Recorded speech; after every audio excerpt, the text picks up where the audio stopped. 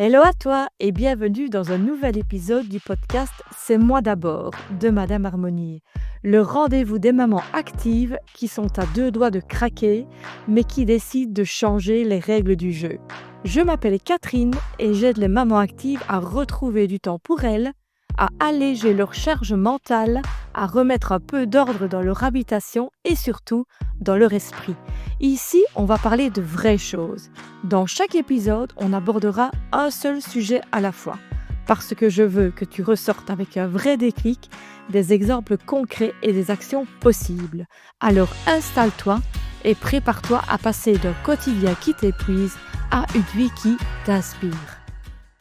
Aujourd'hui, je t'emmène dans un sujet que je connais bien, celui de l'agenda qui déborde, celui du j'ai pas une minute à moi, celui du je cours tout le temps, mais j'arrive rien à finir. Si tu es maman active, je parie que tu sais de quoi je parle. Cet agenda plein à craquer, ces listes interminables, ces rendez-vous enchaînés sans respiration. Et aujourd'hui, je veux t'aider à comprendre pourquoi ton agenda déborde vraiment et surtout comment reprendre ta place dedans sans ajouter de la pression, sans t'ajouter un projet gestion du temps de plus sur la tête. Alors, on respire un grand coup, ce moment est rien que pour toi. Franchement, on est toutes tombées dans ce piège. Croire que plus on planifie, plus on contrôle. Croire que plus on remplit, plus on gère. Et petit à petit, ton agenda, qui devait t'aider à organiser ta vie, devient ton pire patron. Un patron sévère, exigeant, qui te crie dessus mentalement. Encore en retard, pas encore fait, ou dépêche-toi. Je vais te dire une vérité toute simple. Ton agenda déborde, non pas parce que tu es désorganisé, non. Ton agenda déborde parce que tu essayes de tout caser sans jamais te caser toi. Et ça, c'est une racine bien plus profonde.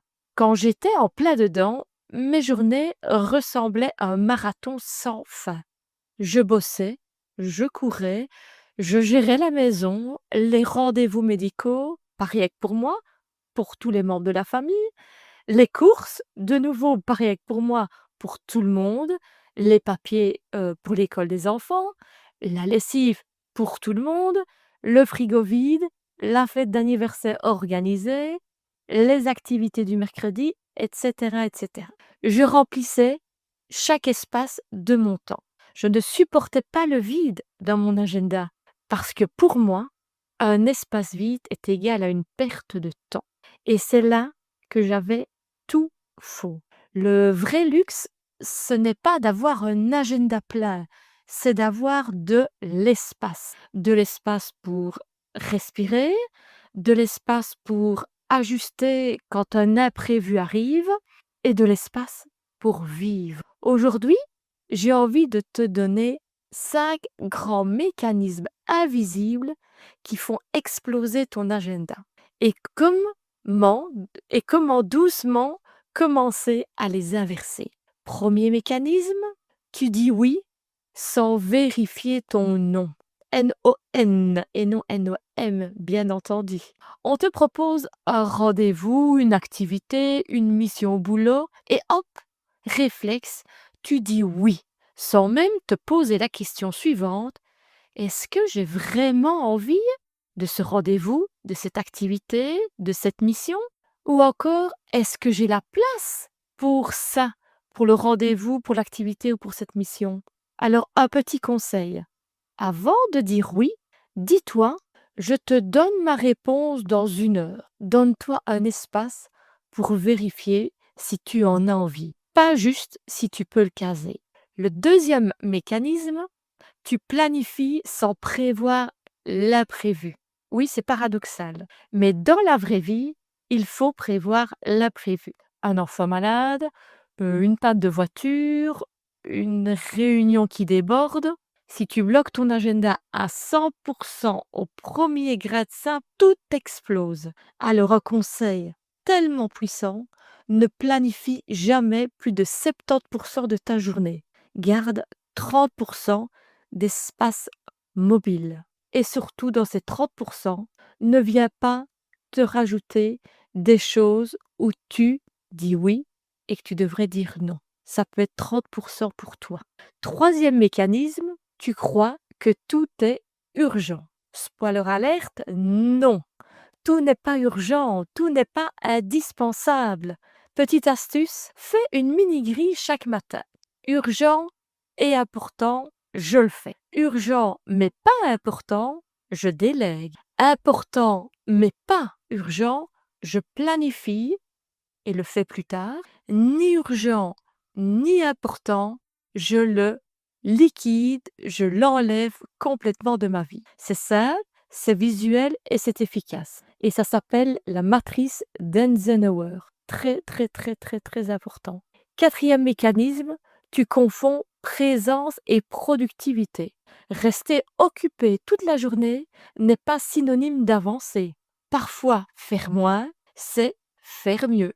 Rappelle-toi, chaque moment que tu surcharges, tu le vis à moitié. Cinquième mécanisme, tu t'oublies dans ton propre agenda.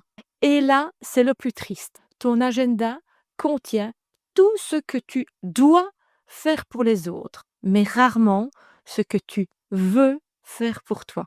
Je répète, ton agenda contient tout ce que tu dois faire pour les autres, mais rarement ce que tu veux faire pour toi. Petit exercice concret, chaque dimanche, bloque au moins un moment dans la semaine et rien que pour toi. Et tu le défends comme un rendez-vous sacré. Donc le dimanche, dans ton agenda, tu choisis un moment, peu importe le jour de la semaine, et ça devient ton rendez-vous sacré. Et là, tu arrêteras de t'oublier. Alors maintenant que tu comprends mieux pourquoi ton agenda déborde, j'aimerais te proposer un mini plan d'action à mettre en place déjà cette semaine. Tout d'abord, fais une photo de ton agenda actuel. Regarde-le comme un observateur extérieur. Ensuite, surligne en vert ce qui est pour toi. En rouge, ce qui est obligatoire pour les autres. Et pose-toi cette question.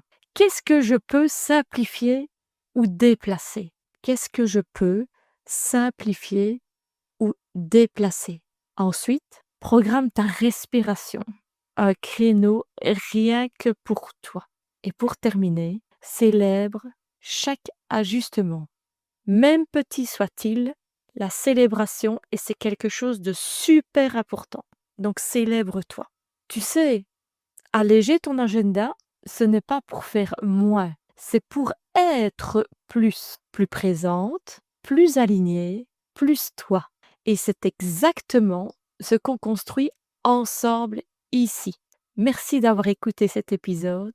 Merci de t'être offert ce moment.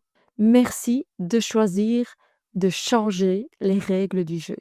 Merci d'avoir été là. Merci d'avoir pris ce temps pour toi. Si cet épisode t'a parlé, pense à t'abonner, à laisser un commentaire ou même à le partager à une autre maman active qui en aurait bien besoin. C'est comme ça qu'on fait grandir ce cocon d'harmonie ensemble. Tu peux me retrouver sur mes réseaux qui sont en description de ce podcast. On se retrouve très vite pour un nouvel épisode et souviens-toi, c'est toi d'abord.